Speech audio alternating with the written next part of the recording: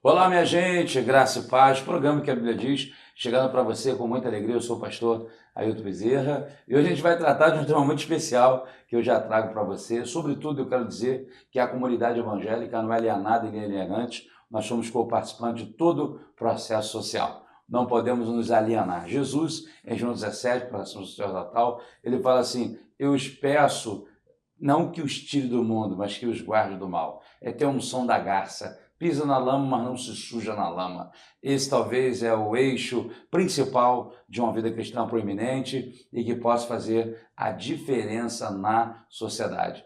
Manda para geral aí, o Ailton Bezerra está no ar, programa que a Bíblia diz, e hoje vai ser muito legal, um tema quente, um tema que com certeza vai mexer com a sua mente e com o seu coração. Vamos então à pergunta de hoje, não sai daí não, eu já venho com a pergunta, aí vai tocar a vinheta, aí vem o nosso comercial, parceiro, a Bíblia King James, eu não saio daí não. Vamos então à primeira pergunta, é a primeira e última de hoje, né? Vamos lá.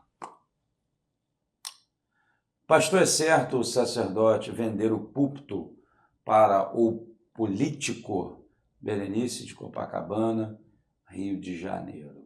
Bom, Berenice, o púlpito ele foi estabelecido veterotestamentáriamente, ou eita, quase que eu dobrei a língua aqui. Lá no Velho Testamento, em Neemias 8, né? O púlpito foi colocado para aquele fim, para que a lei fosse lida, né? A lei, a palavra de Deus, de 6 da manhã ao meio-dia, e esse foi o objetivo do púlpito cristão. Começa lá no judaísmo, né? O objetivo de pregar a palavra. O púlpito não é para promoção, autopromoção, e nem tampouco para a política ideológica partidária, mas sim para pregar o evangelho. Não temos como desguarnecer ou desvanecer a pessoa de Cristo dos 5 partidos políticos que cercavam a sua época, como os fariseus, saduceus, herodianos, né? Nós tínhamos ali os essênios. Então, esses grupos que estavam presentes, Jesus soube circundar sobre todos eles e, sobretudo, dizer para ele o seguinte: eu vim, né? Para isso eu vim, para estabelecer o reino de Deus. Não o reino de dinastia, não o reino de nepotismo, mas o reino de Deus. Então, que nós possamos refletir, é óbvio que o púlpito não é para vender púlpito para ninguém, mas sim para pregar o evangelho. Mas quem vai falar muito mais sobre isso hoje é o meu amigo, daqui a pouco eu vou apresentar, meus 2 amigos, e eu já volto e anuncio o tema de hoje. Não sai daí não, roda a vinheta, vem um comercial e eu já volto para os nossos convidados e o tema especial. Valeu, gente. Olá, gente, eu sou o pastor Ailton Bezerra e esse é o programa O que a Bíblia diz. E a Bíblia diz muita coisa e trago novidade para você. Olha aqui na tela comigo, olha, que bênção! Chega para você a Bíblia King James de 1611, a versão do Rei Tiago, com preço muito especial. E também a LTT, literal do texto tradicional. Uma linguagem clara, objetiva e com exegese perfeita. Adquire e seja um patrocinador do programa O que a Bíblia diz. Acesse o QR Code aqui da tela.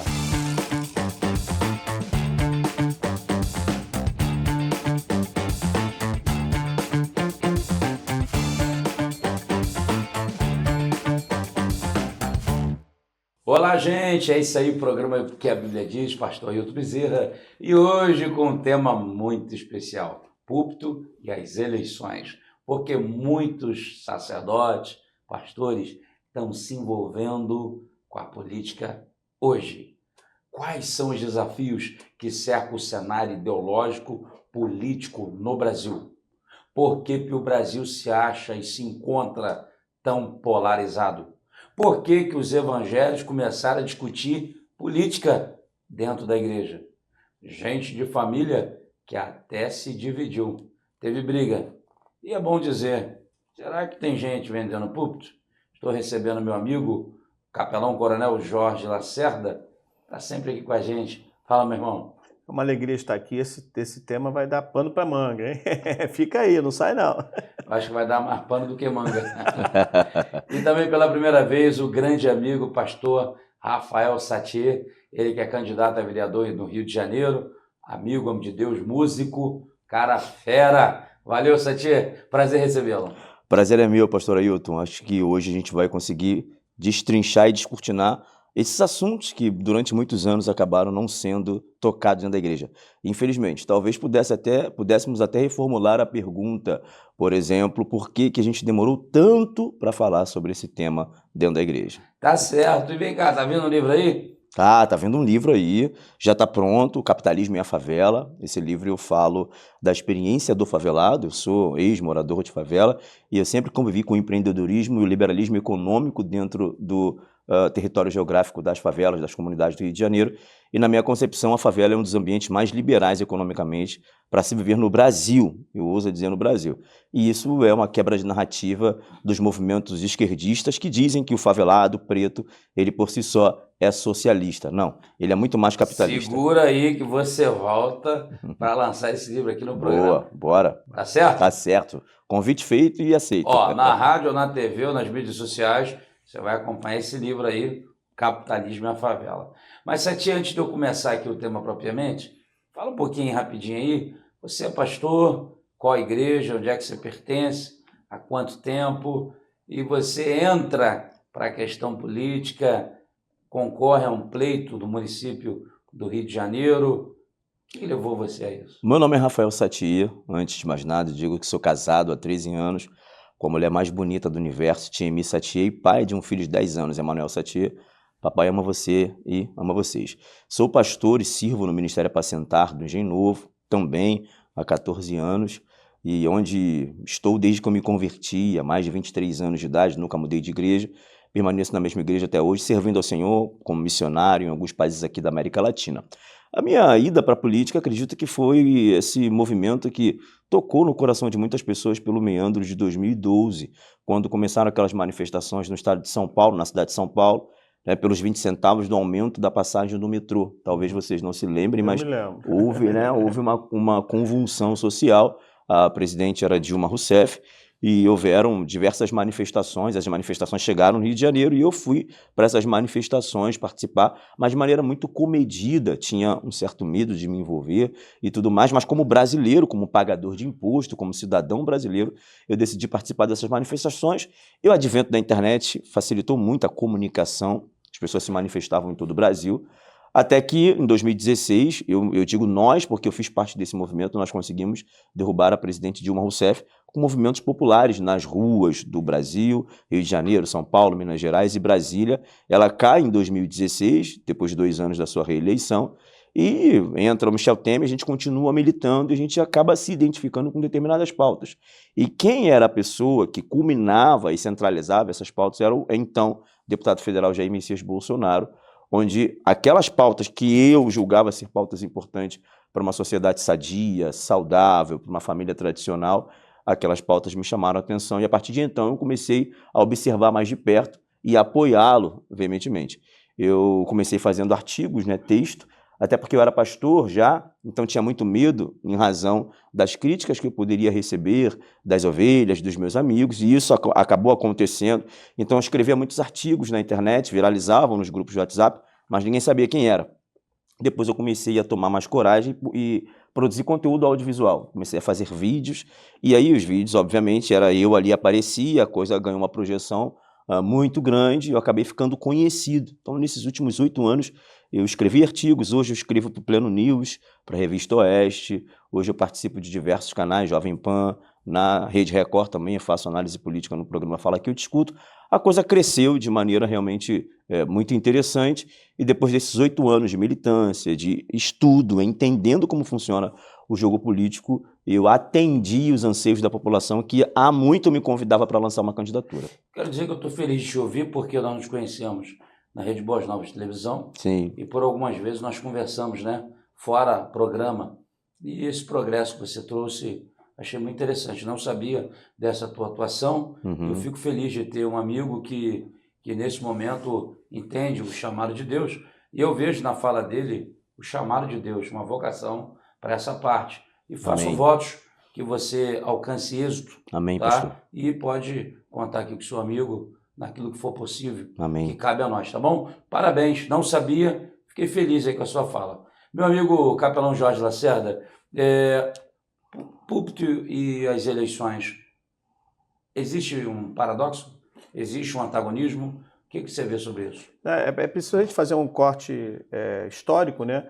Porque os missionários que vieram para cá, né, nos ensinaram, pregando o evangelho para aqui, que não se misturava o quê? Religião com política. Religião com política. Religião com a parte social também não se misturava, né? Tanto é que as igrejas, há bem pouco tempo, se despertaram para a parte social, coisa que outras religiões já faziam há muito tempo. Então, primeiro que foi o que os missionários que aqui vieram começaram a pregar. Então, as pessoas foram se convertendo, as igrejas se organizando, e essa mentalidade ficou até bem pouco tempo. Da década de 2000 para cá que isso está crescendo mais, o envolvimento de igrejas, de pessoas com a política. Mas, na realidade, nós, como cristãos, somos cidadãos. O cidadão tem que estar em tudo que é lugar, inclusive na política. Tem que ter homens e mulheres de Deus chamados para isso.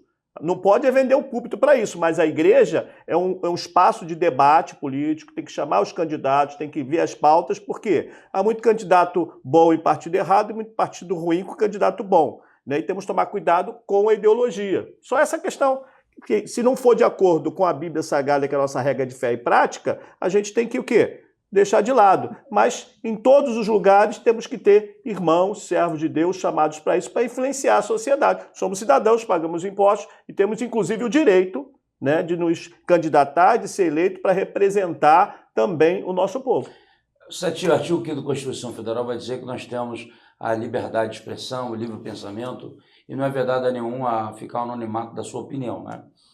Você falou isso aí, e eu tenho atuado, né, em 3 comissões da OAB, na Barra da Tijuca, Rio de Janeiro, Duque de Caxias. Nós juntos temos atuado, né, Coronel, nessas comissões, e atuado na Comissão de Direito Religioso, atuado na Comissão de Capelania e Advocatícia, atuado na Comissão da Escravidão da Verdade Negra no Brasil, e também eu tenho assumido a chancelaria da Academia de Letras do Rio de Janeiro. O que eu queria dizer para você? Que nós avançamos, e cada um na sua direção. Satie, essa questão da política dentro da igreja ou fora da igreja, por que essa pecha de tentar excluir você, eu, nós, do debate político? Na Grécia Antiga, a República de Platão trata o idiota e o político. E para a Grécia Antiga, o idiota era aquele que ficava dentro de casa, pensando no seu umbigo, nas suas ideias pessoais. O político ia para a polis, para a cidade, discutir, debater, comprar, vender. Então, a época da Grécia Antiga, a política ou político era aquele que estava vendendo e comprando, negociando e estudando. E hoje, o que é o político? É isso, deveria ser assim, né? A pessoa política que deveria estar inserida em todo o contexto da sociedade, seja ele na área do direito, como vocês estão aí inseridos, seja na área da comunicação, seja na área da política propriamente dita. O problema é que no Brasil, quando se fala de política, as pessoas só avaliam o período eleitoral de 2 em 2 anos, para eleições municipais e eleições presidenciais. As pessoas só prestam atenção para a política eletiva e a política partidária, que a política eletiva e partidária, na verdade, é o lodo da política, é a parte ruim da política, mas é necessário. O Brasil, uma federação, República Federativa do Brasil, onde tem seus diversos partidos políticos, não existe uma candidatura independente, como acontece nos Estados Unidos, por exemplo. Se você é um cara rico, lança sua candidatura. Se você é um cara famoso, você lança sua candidatura independente de partido político. Aqui você precisa passar por toda uma estrutura partidária para lançar uma candidatura. E aí as pessoas, infelizmente, acabam acreditando que política se limita ao período eletivo ou à política partidária. E por essa razão, tem uma certa algeriza ao tema, né, se distancia desse tema, em razão de muitos políticos, evidentemente, usarem dos membros das igrejas, fazendo falsas promessas e depois não cumprindo-as. Então não é uma questão de letargia do público cristão, do evangélico, em não se aproximar da política. É muitas vezes em razão de uma dor causada por um político mentiroso, vagabundo! Ele deu uma travada. Eu dei uma travada. Eu lembro agora do padre que é uma mãozinha, coração, exorcizar o cabelo. Eu quis respeitar o ouvido da nossa audiência qualificada, mas políticos vagabundos, fazendo menção à palavra dos meus irmãos, faço dessas palavras as minhas palavras, canalhas que usaram da igreja como curral eleitoral. E eu ouso dizer que muitos políticos que se encontram na bancada evangélica em Brasília não representam os anseios dos cristãos. Tem políticos que nem são evangélicos e que representam muito mais no voto os anseios dos cristãos. Tem político que não é evangélico, é contra o aborto, é contra as drogas, é a favor da vida desde a sua concepção, e tem político que é evangélico e quando chega lá vota contra, vota a favor do aborto, vota a favor da liberação das drogas em razão de recebimento de emenda parlamentar do Poder Executivo. Não, isso acontece? Acontece demais, acontece demais. Então, assim, por que a igreja se eximiu dessa responsabilidade? Parte dos cristãos. Porque para ela a política é sempre partidária mas e seria, eletiva. então, rapidinho, mas não seria, então, Jorge Lacerda, a confusão entre o CPF com o CNPJ? Por exemplo, vamos lá, o cara, onde a gente fala igreja, teologicamente somos nós. Quem somos nós? Nós somos seres humanos, claro, indivíduos que têm características, peculiaridades, formações, né? Pagamos a gente imposto, não, por exemplo, somos nós cidadãos. três aqui, a gente não é só teólogo, nós Sim. temos outras formações acadêmicas, nós atuamos em outras áreas. Olha só então, eu atuo na área de jornalismo também, então, Coronel Lacerda, essa pecha não pegou porque é uma imbecilidade também no meio cristão evangélico? Tipo assim, de aceitar essa pecha? Sim, mesmo porque fomos ensinados a que política não se mistura com religião. E isso é um erro total. Eu também pensava assim no início. Eu pensava, eu não se misturava com nada. Claro. Entendeu? Só eu entrando para a capelania que eu aprendi o que é a política. Que é você estar perto do povo, que você está lutando pelos interesses do povo, ter representantes dignos lá. Isso, e a igreja, somos população, nós somos igreja aqui. Mas toda semana o pessoal vai trabalhar, vai para a empresa, vai para a escola, paga seu imposto, paga... Somos cidadãos, temos que ter representante. E aí existe também uma elite que quer dominar, que quer fazer os seus candidatos dominar, que não quer que nós pensemos politicamente. Essa é a questão principal. Eu lembro da PL 122, na cidade de Duque de Caxias, por exemplo, ia passar a PL. E aí, na ocasião, pastores e padres foram para lá e o debate comeu. O grande problema é que tem gente que não está tão alienada que nem sabe disso. E também tem muitos também que não quer que você tenha voz. Exatamente. E outros, por sua vez, como ele bem disse, quando exerce o poder, também não abre para ninguém. É um fato. Então, assim, Satir, você é candidato a vereador no Rio de Janeiro. Isso. Está chegando o dia das eleições. Qual é a tua perspectiva como cristão nesse país para atuar na Câmara do Rio de Janeiro?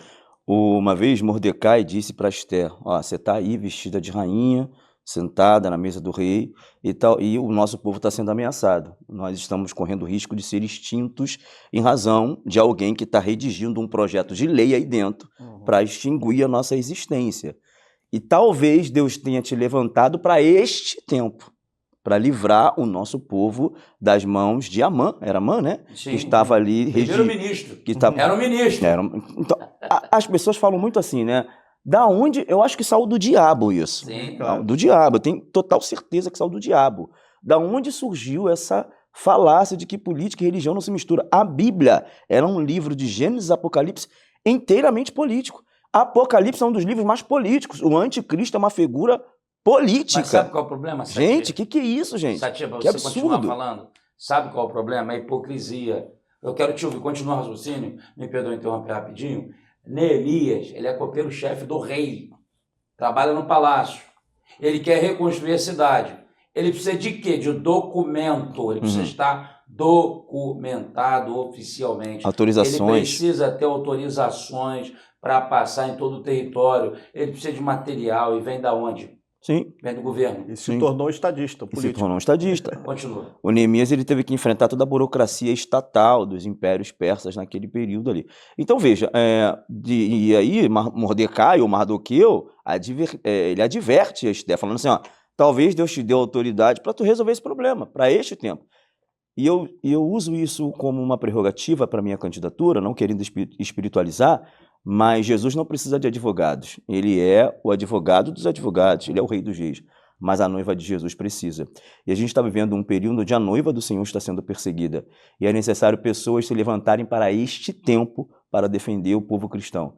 A gente está sofrendo diversos vilipêndios diversos ataques à cultura woke, esquerdistas do partido do PSOL, do Partido dos Trabalhadores, que estão se levantando contra a gente. Em algumas cidades, por exemplo, o judiciário, que é um dos maiores inimigos, inclusive, as pessoas pensam muito no partido político, né? Existe a pecha da corrupção, da política e tudo mais. Isso é porque as pessoas não conhecem o judiciário, os meandros do judiciário. Você falou do artigo 5º da Constituição, que fala sobre a liberdade de expressão. Eu falo do 51º, que fala que um parlamentar não pode ser punido, nem preso por atos, por palavras, por voto e por opinião, na verdade. E nem pode ser processado nem civil, nem penalmente, nem criminalmente. E hoje você tem deputado federal, ou ex-deputado federal, preso. Você tem senador da República com seus bens retidos, por canetada, por intermédio de ações do judiciário brasileiro. Aman, né? Norma, Ministro Aman. E ministro Aman. E aí isso está chegando no cristianismo. Porque algumas cidades de São Paulo, por exemplo,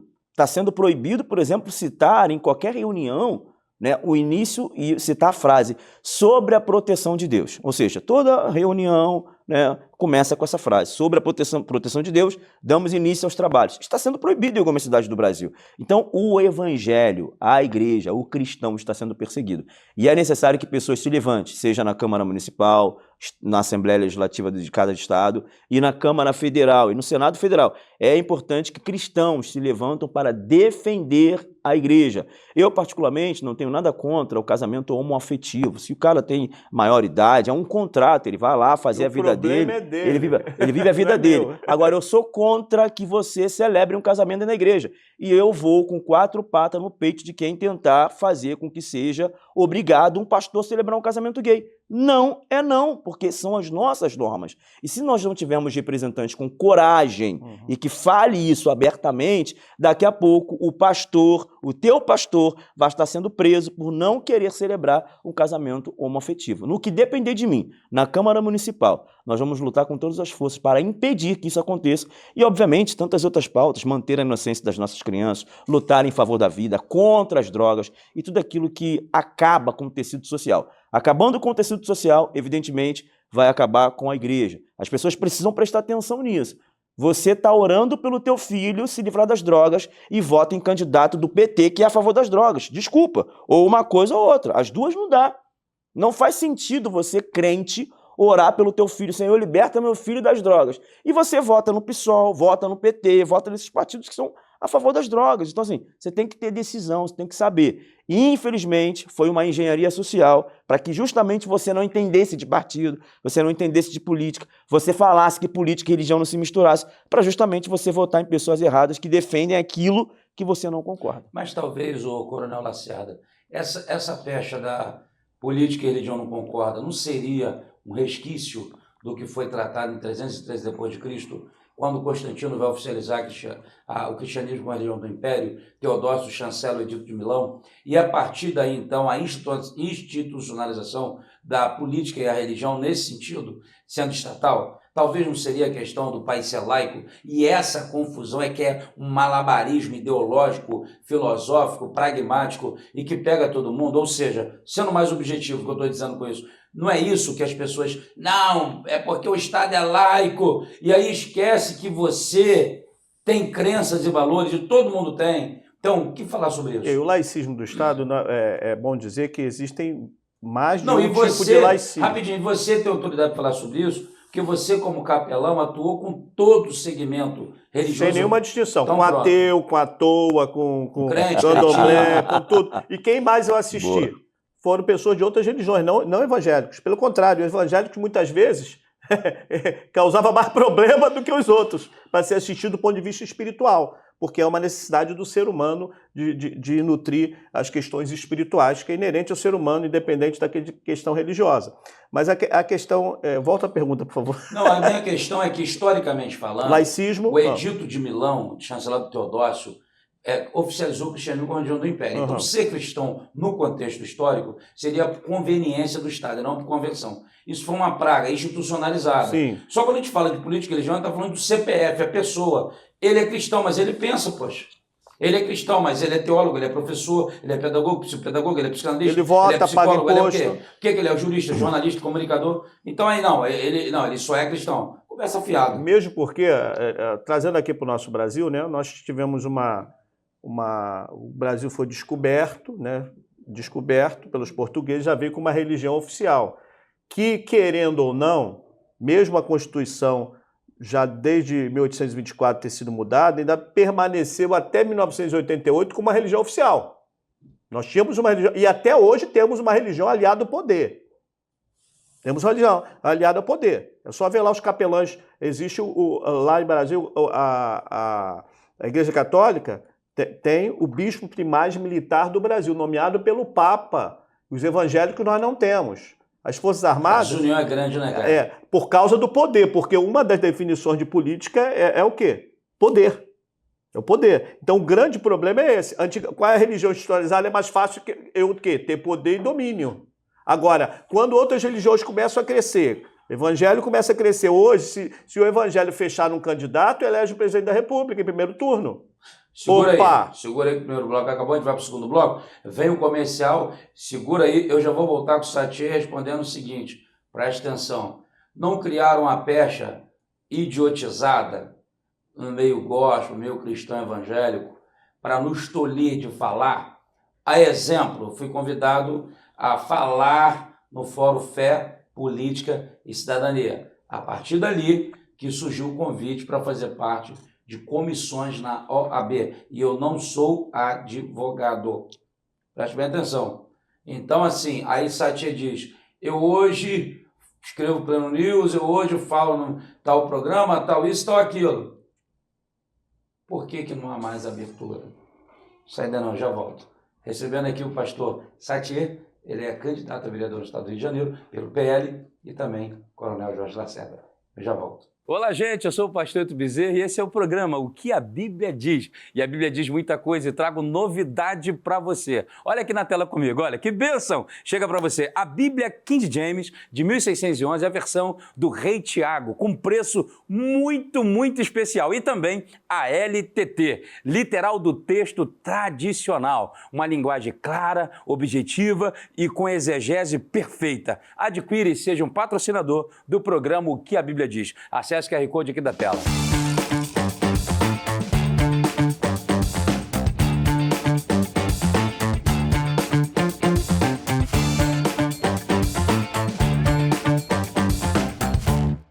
Ô, gente, pastor do Bezerra, o programa que a Bíblia diz, segundo bloco.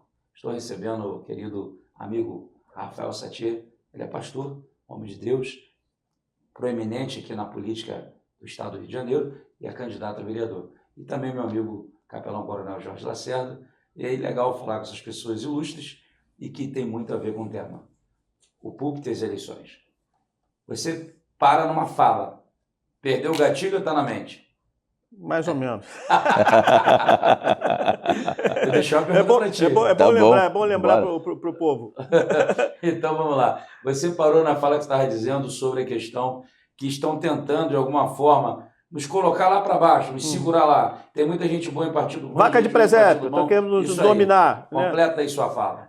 Essa é a questão. Antigamente, essa ideia de crente, cristão, não se envolve com a política, principalmente crente, né? Não se envolve com a política só com a parte religiosa, foi uma forma de tolir o nosso crescimento.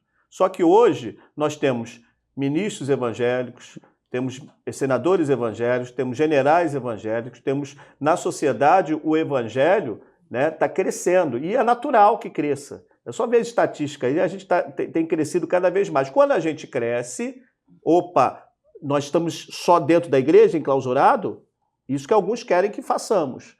Mas só que o evangelho ele liberta em todos os sentidos, inclusive, na nossa capacidade intelectual, de compreender como funciona o mundo em que estamos. Inclusive, Deus nos chama também para influenciar, não é? Influenciar como?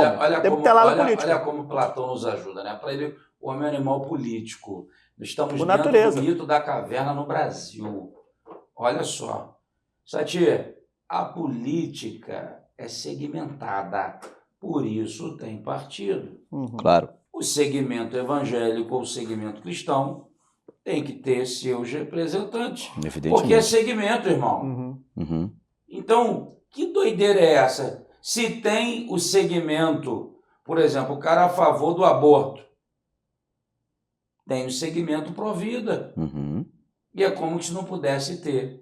Que doideira foi aquela de um candidato a prefeito em São Paulo pegar uma carteira de trabalho e o outro candidato parece que ficou... O que foi aquilo? Quem nunca trabalhou. O que está acontecendo? Não, eu nunca vi. Não precisa falar o nome, o cara não. viu a carteira de trabalho, o cara ficou louco. Endemoniado porque nunca trabalhou. Fala para mim da segmentação e fala para mim desse episódio como alguém que está avaliando, falando sobre a ciência política nas mídias, no rádio. A segmentação é simples, é a questão de representatividade. Se você vai eleger um deputado federal, um senador, alguém para o cargo legislativo, ele vai representar determinados nichos da sociedade. Por exemplo, os esquerdistas representam aqueles que são a favor do aborto, a favor das drogas, toda sorte de coisas ruins que coloca a sociedade num estado deplorável. A gente tem muitos exemplos aqui na cidade do Rio de Janeiro. E existem outros segmentos, mais conservadores, que são a favor da vida desde a sua concepção, contra as drogas, a favor da liberdade de expressão da propriedade privada, do direito à legítima defesa e uma série de outros fatores dentro desse espectro político, a saber, os conservadores. Entre os conservadores e os progressistas, há os seus partidos políticos que defendem essas causas. Há os partidos políticos que são mais à direita, são os conservadores, e há os seus partidos políticos que são mais à esquerda, que são os progressistas, socialistas e por aí vai. Então, cada setor da sociedade acaba sendo representado por esses partidos, posteriormente por estes políticos. Evidentemente eu, pastor Rafael, vou representar os conservadores, que são a favor da vida, que são a favor da vida desde a sua concepção, os capitalistas, aqueles que são a favor da livre iniciativa privada, e aí entra a questão da carteira de trabalho, né? Geralmente os esquerdistas, na figura do Boulos, né, eles são a favor do Estado inchado, o Estado pai de todos. O Estado é um Deus. É uma teoria marxista, mas é um assunto para uma outra análise, para um outro episódio. Esses esquerdistas, como o Guilherme Boulos, eu uso dizer que não é só esquerdistas, são extrema esquerda. São esquerdistas aos extremos. Ele acredita que o Estado é o pai de todos. É por isso que eles são a favor de Bolsa Família, Bolsa Gás, Bolsa Crack, Bolsa Droga. Se depender desse povo aí, capeta. tudo. Se depender dessa galera aí, você fica dentro de casa e não trabalha.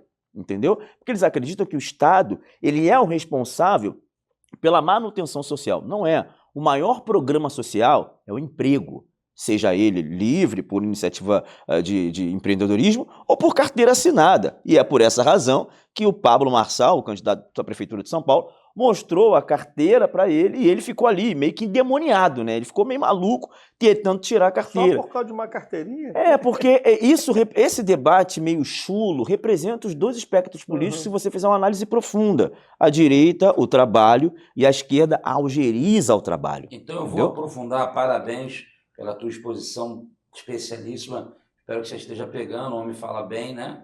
Tá muito bom. Mas eu vou aprofundar agora. O Rio de Janeiro precisa dele, rapaz. Vambora. Tô sentindo. Vambora. Mas vamos lá, uma questão interessantíssima. Aprofundando, né? Você tem Vladimir Lenin, da Revolução Russa, que pega aquele postulado, o idiota útil. Então colocaremos na linha de frente, citaremos o ódio das classes, destruiremos sua base moral, a família e a espiritualidade, comerão as migalhas que caem de nossas mãos, e o Estado seja tudo. Será Deus. No Manifesto Comunista, Karl Marx vai dizer a eterna briga das classes. Eternizar essa babaquice, me perdoa falar assim, mas eu não teria outra palavra. Mas, de outro modo, eu participei recentemente de um podcast onde o amigo apresentador falou o seguinte, que Deus, Pátria e Família é um postulado de Mussolini. E se você for historicamente olhar, de fato, dentro daquele contexto, era isso, eu estou aprofundando o negócio.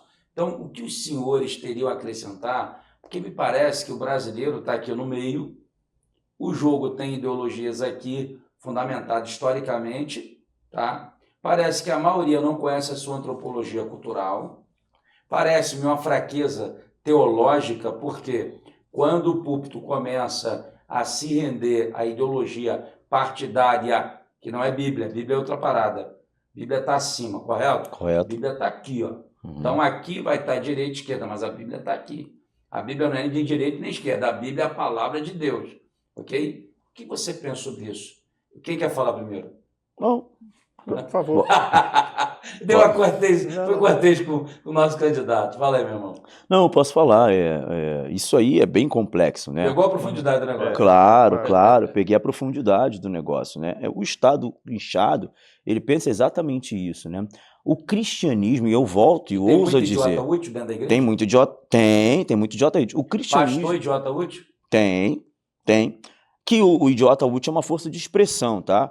Eu, inclusive, ouso a dizer que, por esta razão... Pior é o idiota que não é útil, não é pior? A igreja é a última barreira... Não, tudo bem, a igreja é a última barreira de resistência contra o progressismo. Você vê Lenin, Marx anteriormente, e posteriormente tantos outros ditadores socialistas. Antônio Gramsci, que é o fundador do Partido Comunista na Itália, preso, escreveu um livro, que entendeu que a revolução não deveria ser mais armada como Lenin acreditava, que ele entendeu que a revolução tem que ser cultural. É por isso que você assiste no Netflix hoje, vê um homem se beijando com um homem do nada, num filme infantil. Isso é revolução cultural. Eles conseguem falar de política sem falar de política. Olha como falta a gente crescer e aprender. Então, veja, o Lenin, né, quando falava dos idiotas úteis, quando falava de tudo isso, falava da manipulação da população. Ao final disso tudo, entregar as migalhas, ou seja, o Estado como Deus. O cristianismo, o protestantismo sempre pensou diferente disso. O protestantismo foi um grande expoente, por exemplo, do liberalismo econômico, meu Deus do céu. Quer ver? Tem gente, aí eu volto a dizer, pastor Ailton, tem vagabundo nas universidades que sentem, que acha que tem um ar de superioridade porque tem um canudo de uma universidade federal. Quem pensou escola, quem pensou universidade, foi o cristianismo, protestantismo. Porque aí você vai falar de 300 anos depois de Cristo, da instituição do Estado como religião, da questão do Estado católico, que cometeram diversos equívocos, sim. Essa junção da religião e o Estado realmente cometeu diversos equívocos. Que é institucionalização. Porque institucionalizou. Não é um indivíduo que pensa a política, é um Estado que determina. Peraí, esse cara tá praticando bruxaria. Peraí, rapaz, é Galileu Galilei, velho. Esse cara vai descobrir avanços científicos profundos que o Estado impediu. O protestante, através da Reforma Protestante de 1517, por intermédio de Martinho Lutero, e tantos outros, na verdade, culmina em Lutero, mas outros vieram antes dele, culmina em Lutero, a gente vai ver que o protestante trouxe diversos avanços sociológicos. Um desses avanços foi o Estado laico. Pensar o laicismo do Estado foi um pensamento cristão protestante, porque Estado laico não é um Estado sem religião. O Estado laico é um Estado aberto e livre para todas as religiões. Ou seja, o cristão... Não tem uma oficial. Exatamente. O cristão protestante que viabilizou o candomblé, que viabilizou a umbanda, a quimbanda, o cristão protestante que viabilizou a liberdade destas demais religiões através do Estado laico. E tem mais, universidade... Quem doou o terreno para o que hoje é chamado de maior universidade do mundo, que é Harvard, foi um pastor evangélico. Eu não vou chamar de protestante, eu vou chamar de evangélico. Evangélico chamado John Harvard. Então, assim, essas pessoas ficam arrotando inteligência, sabedoria. Lavem a boca de vocês antes de falarem de um evangélico. Lavem a boca de vocês.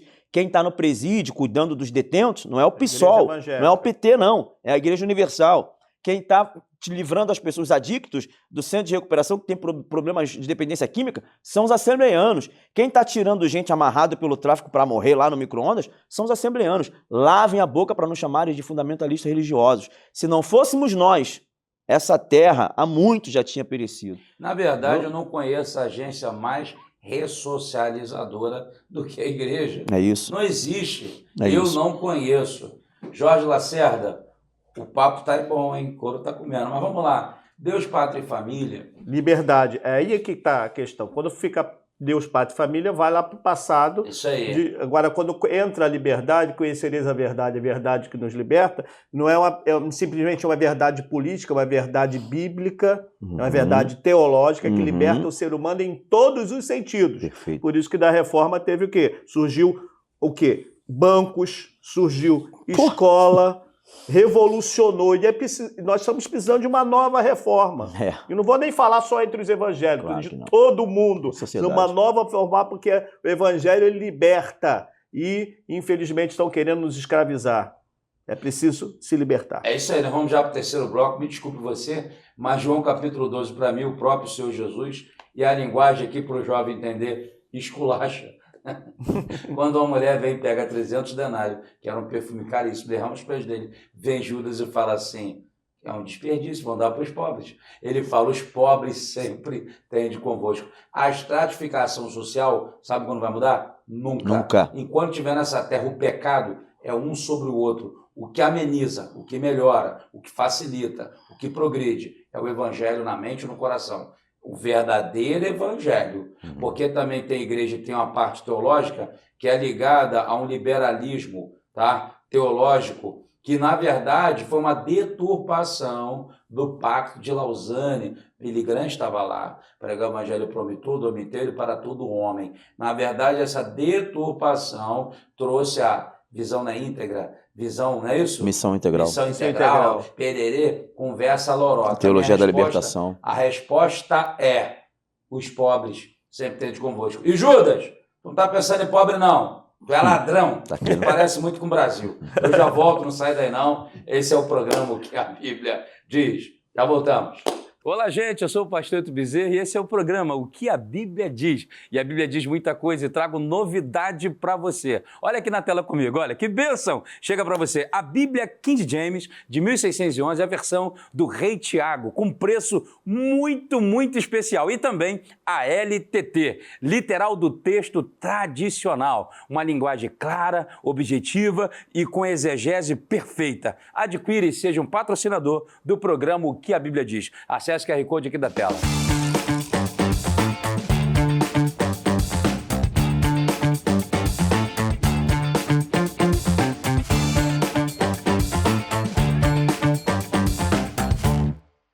Gente, voltando ao último bloco, a turma aqui é boa, já fomos lá na época da Revolução Russa, passeamos lá em Mussolini, voltamos para Antônio Gramsci e fechamos com Jesus, dizendo, os pobres sempre têm convosco. Ô Judas, tu é um ladrão. Satia, você que vem aí como vereador do estado do Rio, esperamos em Deus, você sente lá naquela cadeira? Tem muita gente com o discurso do pobre, é aquela esquerda caviar, anda de iPhone, os eventos, os caras dormem nos melhores hotéis e são teólogos teólogo da Revolução. Fala pra mim sobre isso. Cara, isso me dá uma ira, cara. É uma hipocrisia, né? Eu não vou dizer que todo esquerdista, na sua totalidade, desculpa pelo pleonasmo, é mau caráter. Porque tem muito esquerdista ali, político, que acredita naquele ideal, que trabalha, que tem um projeto social, que acredita que vai nas comunidades e tal. Mas a grande maioria é mau caráter. É só você observar o que o discurso deles é em um polo e a vivência é num polo completamente oposto. Sim. Pobre sempre é meu irmão. Sim. Pobre não, cara. Teu negócio é ladrão. E o palco mortadela lá nessas horas das eleições? Das manifestações. Então eu tenho um problema seríssimo com o Mano Brown, que é o líder do grupo Racionais, né? Eu já tive uns embates com ele muito sérios na internet. Por que eu tive alguns embates? Porque ele tenta romantizar a pobreza. Eu tenho um problema seríssimo com isso. Eu tenho um discurso muito contundente nas redes sociais e, posteriormente, se o senhor permitir que a gente sente na cadeira, dentro do Parlamento Municipal na cidade do Rio de Janeiro. Eu falo de pessoa obesa acima do peso, mas eu não falo da pessoa obesa. Eu falo da romantização da obesidade. Sim. É um problema que traz problemas cardíacos.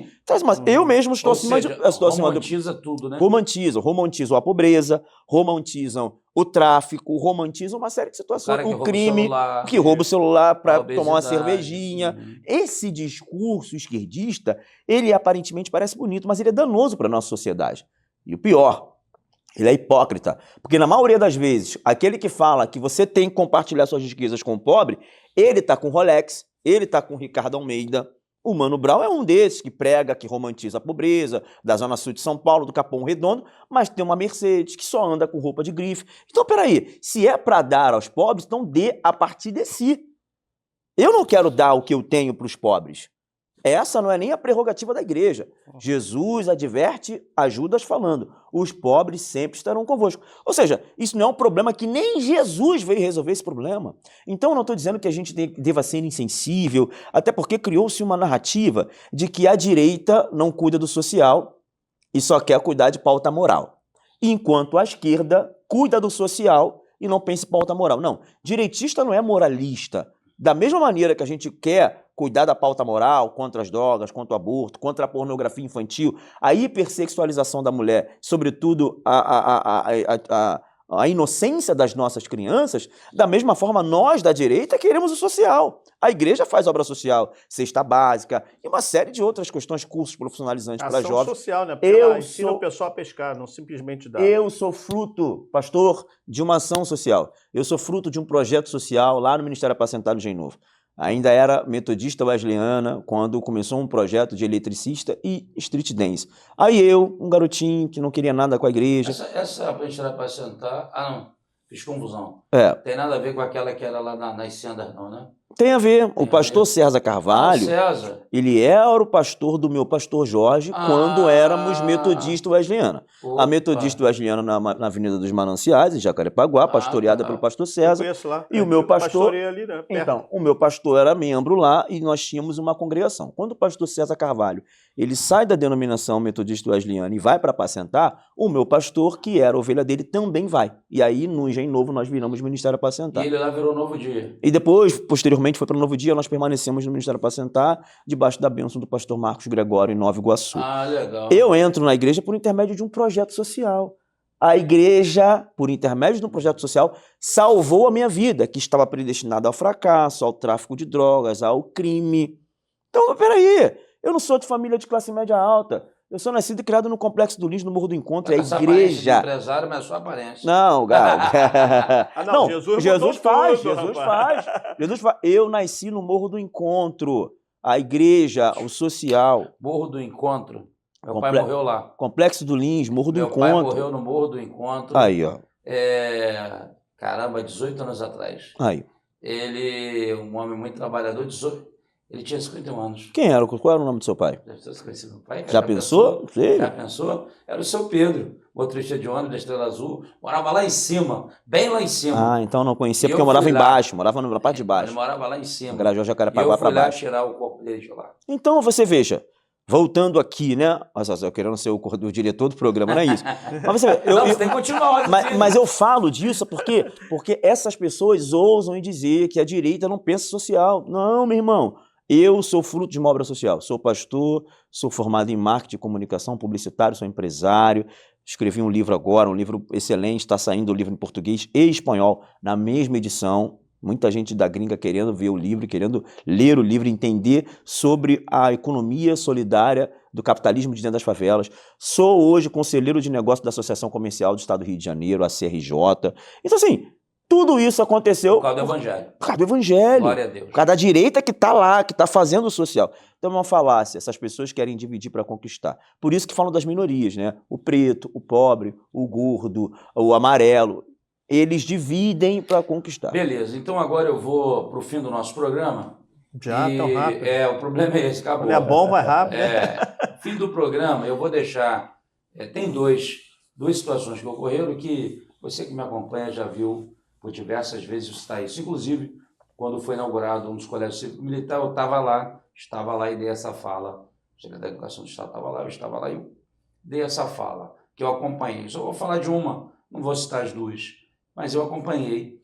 E é uma questão chata, porque a LDB, Lei de Diretrizes e Bases da Educação, como várias leis no país, estão sendo vilipendiadas. Escola é para praticar escolarização e não educação. Educação é partilhada, sobretudo educação é dentro de casa. Só um adentro, a importância da política. Esses grupos todos esquerdistas, LGBT, estão lá, nessas comissões lá, E trabalhando, brigando lá, trabalhando a com questão da educação. Com certeza, lá. com E certeza. nós estamos sendo alijados do processo. Mas aí tem um problema para mim continuar alijado do processo por vários motivos. Aham, Primeiro, porque alguns a si mesmo se alijam. sim. Mas tem outros que sentam no poder, como ele falou, E e não, só pensa no seu grupo. Então, quer dizer, eu vou trazer esse cara para cá, não, pô. Não, não é. fica lá, entendeu? Não chama ninguém. Aí não entra o que eu acredito e concordo com a meritocracia. Uhum. Aí chamam Zé Mané, Zé Bobão, só porque ele está dentro do conchavo. Uhum. Esse é outro. Aí pode ser direita, esquerda, É, isso aí são pessoas Tem que ser equivocadas. meritocracia. Mas deixa eu citar aqui para me fechar com vocês aqui com essa fala. Então, uma professora de forma idiotizada, tentando idiotizar a criança, ela colocou os seguintes pensamentos. Só pode escolher um, hein? Só pode escolher um. Era online, eu estava assistindo, e aquilo me deu uma indignação. Amigo de prostituta, sem teto, desempregado, artesão, quem é este? Buda, Sócrates? Platão ou Jesus? Quem é o desempregado? Amigo de prostituta? Sem teto? Artesão? Quem é ele, coronel? Qual era que não era nem a dialética de Platão, isso é a maiêutica socrática. Qual era, você é filósofo também. Qual era a jogada? O que ela queria que os alunos colocassem? Menosprezar, colocar Jesus, mas de forma menosprezada. Pelo contrário, ele é amigo porque ele ama, mas condena o pecado que pratica. E o Jesus, ele é socialista de direita. Isso pode? Pode. Em Cristo Jesus pode. Porque ele amava o social para resgatar as pessoas e transformá-las. Você, Lassati, com essa fala. Não, isso aí é completamente... É uma canalice sem precedente você colocar crianças inocentes que não têm o devido entendimento para tomar tais decisões e quer assemelhar o Jesus, o Cristo, com, por exemplo, o esquerdista clássico, que é um vagabundo, amigo de prostituta. Jesus não era amigo de pecador, não. Jesus sentou na mesa para comer com um, sentou na mesa para comer com o outro. Ele entrou, ele ficou entre a direita, entre a esquerda. Jesus está acima desses termos. Afinal de contas, esses termos foram criados pós-Revolução Francesa. Enfim, não tem nada a ver uma coisa com a outra. Quem bota Jesus num lado esquerdo, na direita, está completamente equivocado. Ele está acima de tudo isso. Agora, dizer que Jesus era amigo de sem terra, que Jesus era desempregado. Jesus não era desempregado, ele era carpinteiro. Isso é coisa de esquerdista, sobretudo de gente do MTST. É de um idiota inútil. Idiota inútil, é de idiota inútil. Deixa eu dar então a palavra para ouvir as considerações de vocês. Preste atenção. Número 1, ele não era sem teto. Em João capítulo 1, a partir do verso 42, vai citar lá onde era a residência dele, em Cafarnaum. Ele abre mão da residência após o batismo para ver 3 anos como missionário, levando a mensagem do Evangelho. Mas ele tinha residência fixa. Um adendo. Sabe o quê? Reino celestial. Casa do Pai. Não, sim. Não mas na terra ele sem tinha. teto. Lá em Cafarnaum, tinha residência. Está lá na Bíblia. Tá lá. Tá? 2, ele não era um vagabundo. Ele tinha profissão. E deixa eu falar uma coisa. Ele era conhecido pela profissão porque ele era bom. Marcos 6,3. Não é este o carpinteiro? Então, ele era trabalhador. 3, ele não era amigo de prostituta. Ele fala com Nicodemos, que é príncipe dos judeus, o cara da elite, mas também ele toca leproso, fala com prostituta. Ele não tinha classe social, ele amava a todos. E 4º e último lugar, ou seja, tinha casa, tinha teto, era trabalhador, era amigo de todos, tinha mais um. E ele também não era artesão. Nessa está errado. O artesão, Deus abençoe todos eles, Deus abençoe vocês, mas ele era carpinteiro. Considerações finais, Jorge Lacerda. Carpinteiro era elite daquela época, tá? Não era ralé, não. Tá? Amém. Hoje em dia, a carpintaria tem muita gente que até tem por hobby, né? Porque é uma coisa tão boa, tão valorizada, que inclusive aqueles bons carpinteiros, os móveis que eles fazem são caríssimos. Entendeu? Porque é algo que precisa se dedicar e se aperfeiçoar. Eu queria dizer uma coisa, o evangelho é que liberta. Devemos pensar na pátria, na família, mas também na liberdade. E essa liberdade só é proporcionada por Jesus Cristo, que nos liberta do pecado, nos liberta da nossa mente cauterizada e nos liberta para a nossa mente política, para a gente também aprender a influenciar a sociedade, porque Deus nos quer como sal da terra e luz do mundo. Aonde? Aonde colocarmos a planta do nosso pé, seja na política, seja onde quer que for. Ali vai se tornar terreno santo, porque ali há um representante do reino dos céus. E a política também precisa disso. Suas redes sociais? Capelão Jorge Lacerda.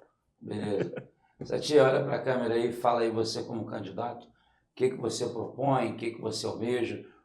Faz um resumão do programa de hoje. Pode vir receber o irmão. Quero agradecer ao pastor Jorge, pastor Ailton, agradecer à Rede Ágatas pela oportunidade, nesse espaço de muita qualidade. Obrigado você que também está nos assistindo.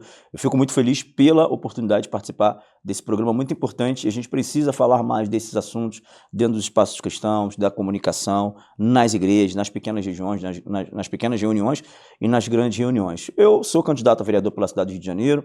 Eu tenho diversas pautas que são relevantes, mas julgo três mais importante e pertinente. A primeira é o resgate da prerrogativa do vereador, que é a fiscalização. O vereador não asfalta a rua, o vereador não coloca lâmpada de LED, não poda a árvore. Isso aí é um sistema de retroalimentação para que os vereadores atuais permaneçam no poder, se perpetuem no poder. É por isso que você pergunta, você é de qual região? Você vai trabalhar em qual região? O vereador não faz nada disso. O vereador fiscaliza o poder executivo a fim de que o trabalho que o executivo faz para a sociedade seja entregue com qualidade. Segunda pauta importante, a pauta da educação, fiscalizando dentro da educação a merenda merenda escolar, a criança tem que comer bem dentro da escola e tem que ter boa qualidade de ensino. Educação não é prerrogativa de professor, educação é prerrogativa de pai. Quando alguém fala assim, seu filho está muito mal educado, está falando para o professor ou está falando para o pai? Está falando para o pai. Lugar de criança na escola para aprender português, matemática, ciência, geografia, não é para aprender ideologia de gênero, nem para aplicar preservativo em banana. Isso é coisa de esquerdista maldito e canalha. A terceira pauta, não menos importante, é a pauta econômica. Eu entendo que a cidade do Rio de Janeiro é uma cidade pujante, uma cidade que tem como predominância o setor de serviço, o setor industrial, as commodities, o petróleo. A gente precisa voltar a ser o Rio de Janeiro que éramos antes, cidade maravilhosa. Para isso, nós precisamos de dinheiro no bolso, recursos, trabalhadores, empreendedorismo, e uma cidade liberal pro empreendedorismo e pro capitalismo. Essas são poucas das minhas propostas. Se quiser me encontrar e saber mais, vai nas minhas redes sociais, em todas as redes sociais é @RafaelSattier. Deus abençoe, muito obrigado pela oportunidade. Esse programa está sendo gravado, se entrar antes das eleições, amém. Se entrar depois e Deus colocar Sattier no poder, através do seu voto, então vai poder te procurar lá no seu gabinete. Amém. Eu quero deixar um presente para você, é um dos meus livros, Os Átidos para Impactar os Seus Dias, prefaciado pelo nosso amigo Rubens Teixeira, um livro interessante e que você possa, uma vez sentando lá na permissão de Deus, vai lá no finalzinho, tem 56 lições diárias da sabedoria de Cristo.